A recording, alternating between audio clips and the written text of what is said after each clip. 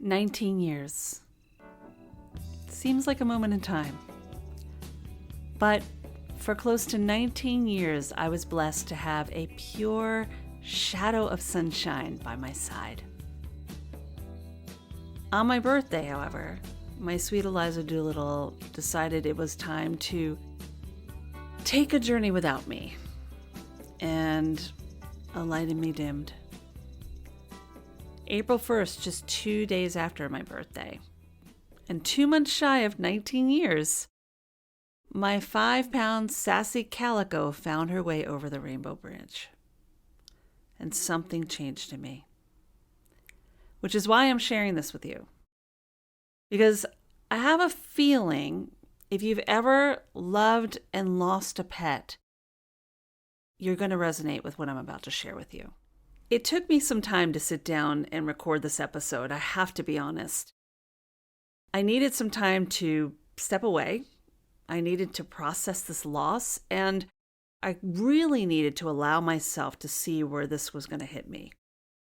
Because while I have had pets my entire life since I was a little girl, in fact, I don't really know that many years without having a pet in my home, nothing was quite like Eliza. She was mine, and I was hers.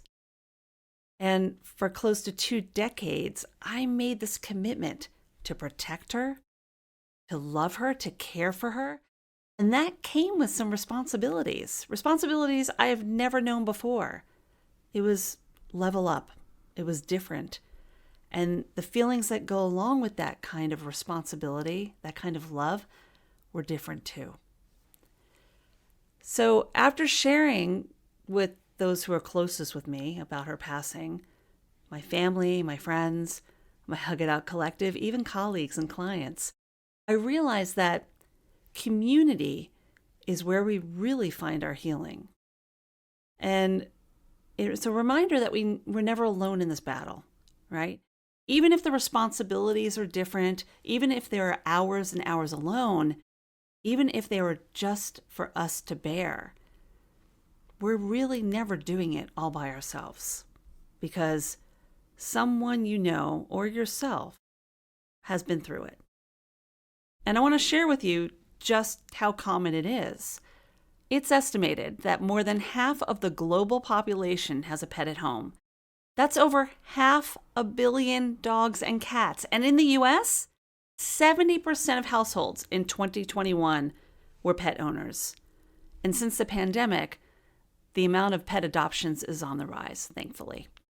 So I know I'm not alone when I share that these numbers, no matter what type of pet you have, be it fur, feathers, fins, or scales, you likely have or you have faced pet loss. And isn't that the rub? To know that you will love an animal so much, knowing that it's likely they will leave this world before you. And we know that going into it too, right? I know I did. And yet I still loved. And when the time is right, somewhere down the road, I will again, because that's what we do as pet parents. We open our hearts again and again. Just not now. Not yet. So with that in mind, I thought I would share my story about Miss Eliza Doolittle and some thoughts I have about grief, what I've learned from my time with Lizzie Girl, and some possibilities for us as we go forward on this journey. Plus, a chance for you to share your story on an upcoming episode. And if this episode resonates with you, or any of the guests that I've had here on Holistically Speaking, or any of the episodes we've done, I would love for you to do yourself a favor and do me a favor and subscribe wherever you're tuning in, and take it one step further.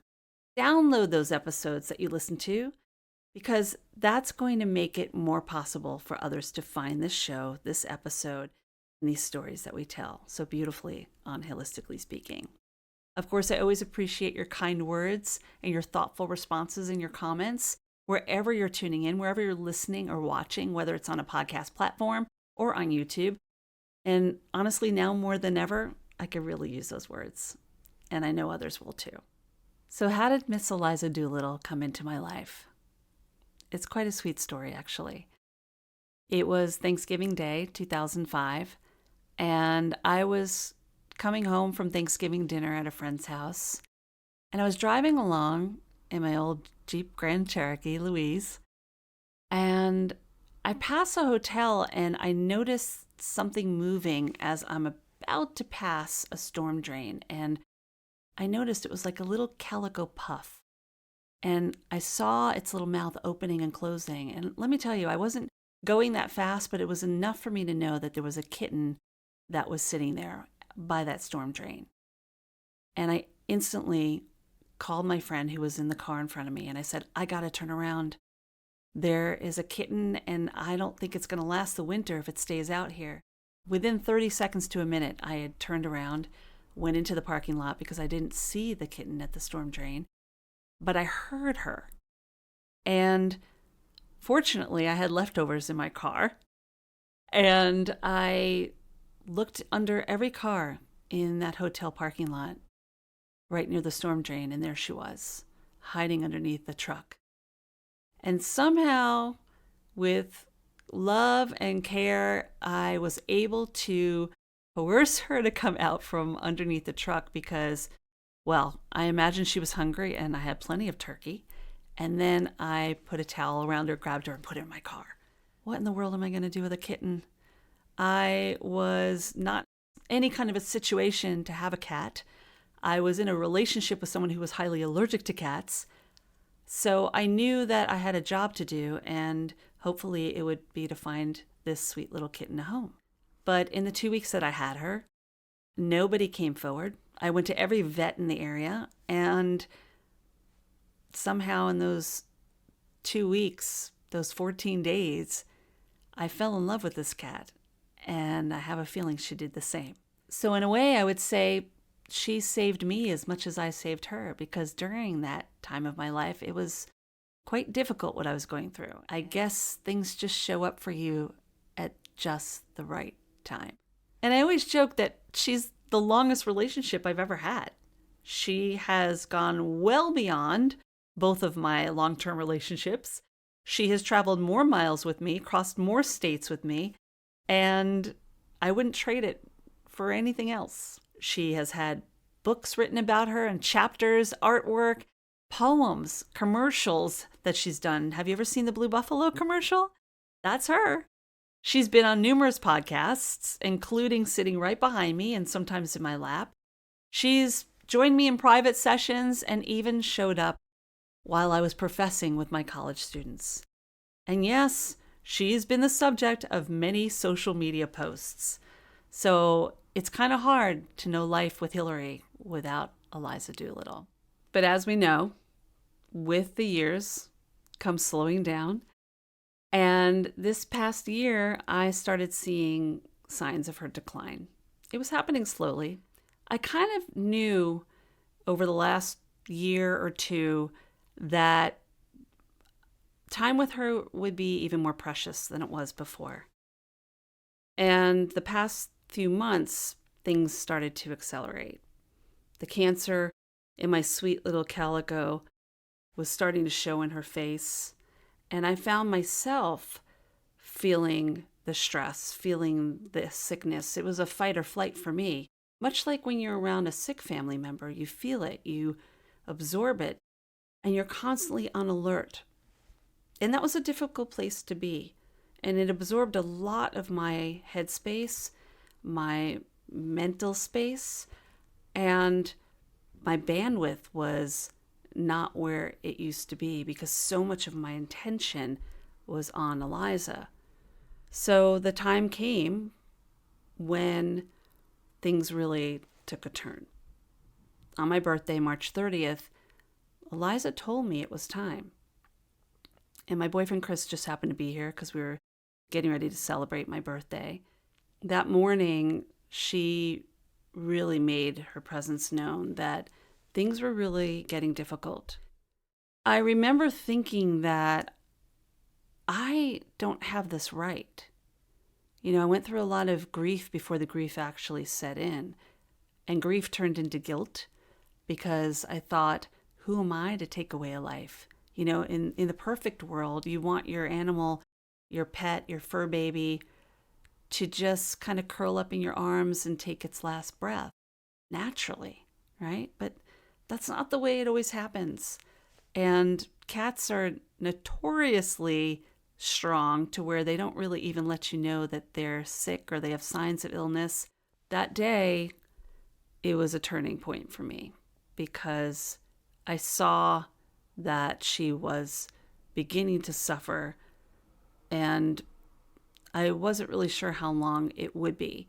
And I remember making an agreement in a way with my vet some months prior that this would be a decision that I would need help with because I really struggled with the guilt of taking that life. Still hoping somewhere in the back of my mind that she would just pass on her own. And I said, when it comes to the time where you think that this could be consuming her or taking away her quality of life, I really just need the honesty. And I got that. I got that day. And I had a moment with Eliza that was almost like an approval, you know? I don't really know how to explain it, but I had the weekend with her. The decision was made, and lots of emotions were shared. The night before, Eliza shared a beautiful salmon dinner with Chris and myself. It was really a beautiful evening, a little candlelight dinner. And she got so many treats and so much love and attention. I don't even know if she can get more than she normally gets, but that night was really special. And the morning came and we took her to the vet, and she was in my arms and surrounded by her little babies and flowers, and I had my hand on her paws the whole time. Chris was caressing her little face. And then at some point when I knew that time was close, I had my hand on her heart. And there's something really powerful about being witness, but also feeling that last heartbeat. It was spiritual. It was beautiful. And I don't think I'll ever forget that. But in that moment, I felt like I was truly connected to her in a different way as she crossed. And I'm really thankful for that. So after all was said and done, I realized I needed to step away a little bit. And I was fortunate to spend some time with my boyfriend, Chris. And I went to his home in Virginia and just decided to do a little grieving there. It was really a wonderful opportunity for me to go through these stages of grief, and I'm sure there's still more, but I went from the grief to the guilt, and then somewhere in there was a shift to gratitude, which took me back a few years to the time I first wrote about Eliza in a book that was published. And it was part of my friend Chris Palmore's book called Dear Gratitude, an anthology, a book that holds space for so many beautiful gratitude stories. And you might remember Chris because he was on episode 17 of Holistically Speaking, sharing his own grief journey. And it was called Finding Gratitude After Loss. And it was about the loss of his mother. And it's interesting how we circle back to that, right? But I was fortunate to share on page 217 of Dear Gratitude the story of Eliza Doolittle and how she got her name, and basically the story you heard here. But I called it Gratitude is Loverly because Loverly and My Fair Lady, if you get the reference, and that's basically how Eliza got her name because I pretty much found her in a gutter, just like in My Fair Lady. And I thought it was a really beautiful story to share. But I'm so grateful to Chris for giving me that opportunity to share the story of Eliza in his book, Dear Gratitude. And again, if you are interested in that episode, it is 17, and I'll put that in the podcast notes for you. And when it comes down to it, you really have to think about it. It really is all about gratitude, isn't it? In some way or another. Gratitude, after all, is part of the Hug It Out way, right? If you want to join the Hug It Out collective that I have, the Facebook group, you'll find weekly themes and challenges in a safe place that supports the traumas to triumphs. And let me tell you, this week, that group really showed their colors and showed up for me by supporting my grief, my trauma. So you can check the notes of this episode to join us in that group and just see for yourself. But I do have so much gratitude. So much gratitude for all of you who have been part of her life in one way or another. Even those who just saw her on camera for the first time or in a podcast episode, maybe her Blue Buffalo commercials, whatever, wherever. I'm just grateful that you connected to her in some way through me. And then, of course, those that I shared this with, those closest to me, like my mom, she loved that cat. And she used to say, "Oh, Kitty's coming to Grandma's house." Whenever she would watch her, she would call it the country home. And it was really sweet to see the connection they had. Because she too loved and lost pets my entire life. So there was something my mom and I shared, And even recently, she became a pet parent again after some time without a pet. And I'm really glad she has that. Of course, my boyfriend, Chris, for having some bond that I still haven't quite figured out. In such a short amount of time on this planet, knowing Eliza, they had a bond like no other. And let me tell you, if you have a calico, they're very temperamental, they're very territorial, and they're very spicy. But somehow that cat got to his heart and he got to hers. And it was really beautiful to see. And I have really good friends who have been there for me along the way. And I hope you have that in your life too. If you have loved and lost a pet or lost anything that you've loved in your life, to have that support can be very helpful. I know my vet and everyone who got to know this spicy little calico, I have to say thank you to them for just being there and being a support system. And of course you, just for being here to support me and giving me the permission to press record and share and know that you're tuning in. So thank you for that. But back to this week. During this week, I found myself watching a lot of YouTube videos on how to connect with your pets from beyond, how to change your frequency and be present. I did a lot of writing. I did a lot of soul searching.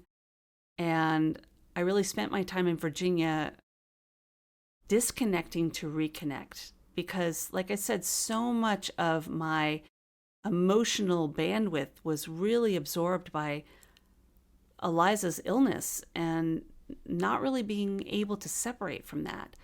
And it was kind of like giving me the ability to take a breath that I hadn't taken in a really long time. But I had a moment. It happened when I was at Chris's house.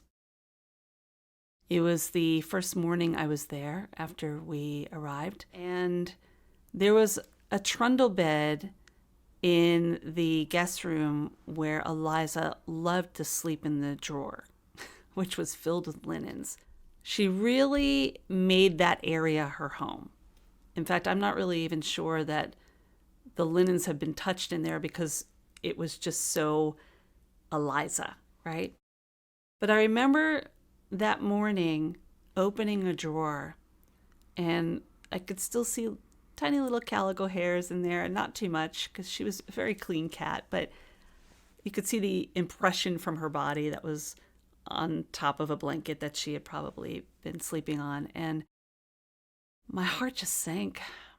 I remember just being on my knees and putting my hands in the drawer and putting my head down. And I sat there for a minute, just being so grateful to have her in my life. And I don't know how, and I can't explain it, but I felt something brush my ankle, my leg, as if it was her little tail that was brushing by. I was wearing shorts, so it didn't quite make sense to me. There was no fabric around me, and I just kind of went, huh, and smiled and just let it be, Not everything has to be explained. And I realized that some things just don't need to be explained, right? They just are. Just like our pets, they don't look for explanations. They just are their awesome, authentic, organic selves. So it got me thinking on how the last 19 years, what I've witnessed with Eliza has been the utmost amount of awesomeness. And frankly, with the other animals that have been in my life as well. And the lessons that I've learned as a pet parent. And I really had to stop and think for a moment that I've truly witnessed some amazing things from the being that she is and other animals have been in my life. And that's where I want to take this episode, is to leave you with the top 10 things I've learned from my life with Eliza. And that number one thing is you've got to find the sunshine. I know every time I would turn around, that cat was looking for sunshine. She was basking in the sun. She was sleeping in the sun. She would find that ray just coming through a window, and it could be on a floor, and she was there. And it's just a reminder how easy it is to find the sunshine if we're just present in the moment. And that leads me to number 2. Be present and be still. The being over the doing is really why we're here, isn't it? And animals do that. They just are so organic about being. And we're just too much in the doing. And I share more about that on episode 128. I'll put that in the podcast notes as well, on the importance of being a human being over human doing. Number 3 is play. Adulting gets the best of us, doesn't it? So I want you to stop as often as you can and laugh and play and find that childish enthusiasm that lives within you without a care in the world. Animals just play. They don't worry about what other animals are thinking. They just are. I learned that no matter how upset I am in a situation, it doesn't need to consume me. That's number 4. Be in that place where you can move forward. Just like the animals around you. They don't spend time in the upset. They just keep moving forward. I learned to let your guard down, to trust. And if you've ever spoken to your pet in a childlike voice, or as if they are a child, you know exactly what I'm talking about. They aren't judging you. So why are you judging yourself? Just trust that you're doing exactly what you're supposed to be doing. Number 6, I learned that we're all just walking each other home. I know I say that often, but I use that here because it makes such perfect sense. But when you think about it that way, that we're all just walking each other home on this planet, no matter what kind of being we are, we become kinder beings. I learned that in grief, we find one another and we share the most vulnerable and beautiful parts of ourselves. It's a reminder of the power of community, right? If you've ever seen animals together, how they play, how they laugh, how they cuddle, it's just so easy to find that comfort and support. We need that too. We need that too. I learned the importance of sleep from that cat. Now, cats, I hear, sleep up to like 19 hours a day. I would imagine that's just about right when I think about my time with Eliza. And she seems pretty refreshed when she gets up, right? Just does her thing. But it's just a reminder to me that sleep is so important for our well-being. So be sure that you're getting good rest, just like your pets. Number 9, find your people or your person. I know I've said this before. I said it earlier in this podcast episode. Eliza saved me as much as I saved her. I became her person. I don't think that was accidental. And number 10, I think, is really important, if not the most important. I've learned that you need to love without condition. You need to love without fear and worry. And when you do this and you just let go and realize that being vulnerable is being courageous, you are just allowing yourself to be the most pure sense of self by loving. And in time, grief will come, but that grief will turn to gratitude when you remember that loving is a reason to be grateful, even if it was only for a short time, because love will always fill your home again. You're just that kind of person. You're that kind of person. I'm that kind of person.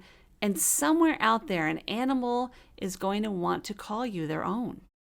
And maybe, just maybe, they'll be sent to you from someone or something that has loved you from before in your past. When you think about it that way, it's heart-opening. In closing, I imagine you've connected with this episode in some way, shape, or form. And if you do, if it did resonate with you in any way, I would love to know. And I'd also love to offer you an opportunity to share your story about your special pet on an upcoming episode. In the sharing, in the community, we do find that we are never truly alone. So what I'm asking you to do is pretty simple and kind of fun. I would love for you to go to speakpipe.com/holistically speaking. I'll put this in the listen notes, and share your voice and your story about a pet that you have loved. Any point in your life, really. It could be one that you connected with as a child to more recently. But in sharing about them, you're keeping their spirit alive. You know, Miss Eliza might not be here on this earth in this moment, sitting on this lap or behind me on my chair in this moment, but she's with me. I will continue to share her stories. I'm sure she's going to come up again. And I would love that for you as well. So just press record, share your journey, and then you can take it one step further and share a picture of you with your pet so that when I release the episode, that memory will be remembered along with your voice and your story. And once you record, once you go to speakpipe.com, I will personally reach out to you to share details on how you can share that photo and get it on the show. Do yourself a favor. Give that special being that gave you so much unconditional love a moment in the spotlight. I look forward to hearing your stories, seeing your connection, and I imagine others will as well. So on that note, thank you for showing up, for tuning in, for being part of my journey, allowing me to feel safe and vulnerable to share my story this episode. I leave you with the words that you probably have heard before, and they are quite memorable, from Winnie the Pooh. How lucky I am to have something that makes saying goodbye so hard. That's the gratitude right there. Until next time, I love you, I believe in you, and I appreciate your open heart. Be well.